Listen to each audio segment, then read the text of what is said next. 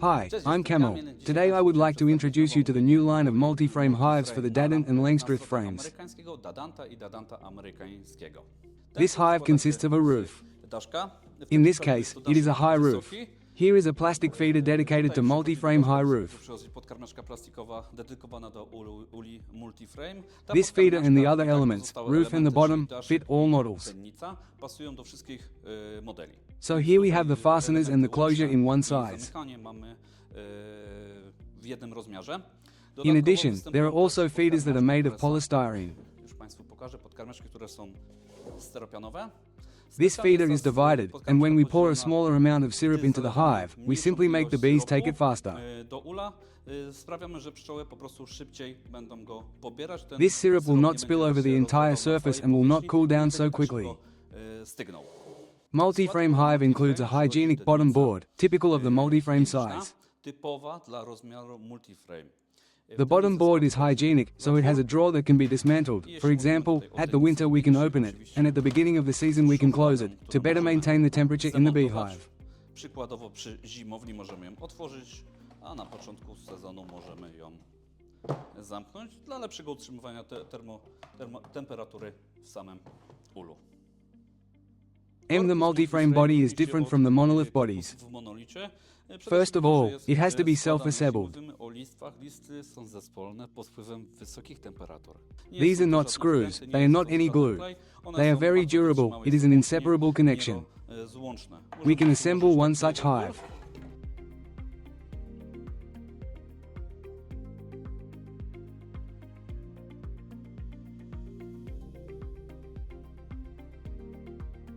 The last element that binds the whole structure together is the hive body. If we talk about configurations, my dear, multi-frame hives come in full body and supers versions, depending on what model it is exactly, what bodies and what apiary we maintain.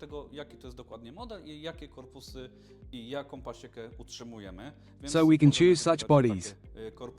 For comparison, here we have the multi-frame hive with a polystyrene feeder and here the multi-frame hive with a plastic feeder. You can see that the heights are very similar. Now I will introduce you to 6-frame multi-frame hive. In this case, we have the American Langstroth hive. On my left is Dadant hive. Dadant US is also being created. Such a hive includes a low roof. Here we have a feeder. The feeder is a two-family one, a similar principle as in a large multi-frame hive. We just don't want this syrup to spill over the entire surface of the feeder and give off heat excessively.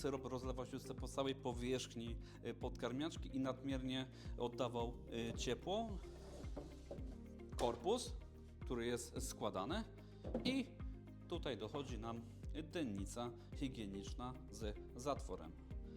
Zatwór możemy zdemontować i możemy tutaj otworzyć tą hygienic bottom board. Higieniczną. We can put in the drawer. The advantage of this solution is, as you can see, these hives are all smooth on the edges, which means that these hives can be put close to each other, if we are talking about nuc hives, so that they simply warm each other. Składać. Plusem tego rozwiązania jest, jak możecie Państwo zauważyć, podsunę tak, te ule są wszystkie gładkie po obrzyżach, czyli te ule można dokładać jeden do drugiego, jeśli mówimy o ulach odkładowych, żeby po prostu jeden drugiego ogrzewał. Jeśli mówimy o korpusach, korpusy również są składane na jaskółczy ogon, jak można zauważyć, no za tym idzie, wysyłamy te elementy for self-assembly by the beekeeper. Przez pszczelarza. Here is the Langstroth hive in two versions. Here we have a plastic feeder, and in this case we have a polystyrene feeder with a low roof. Multi-frame hives have a certificate, an additional confirmation of the quality of the material that was used to make the line of these hives. Materiału, który został użyty do wykonania linii tych uli.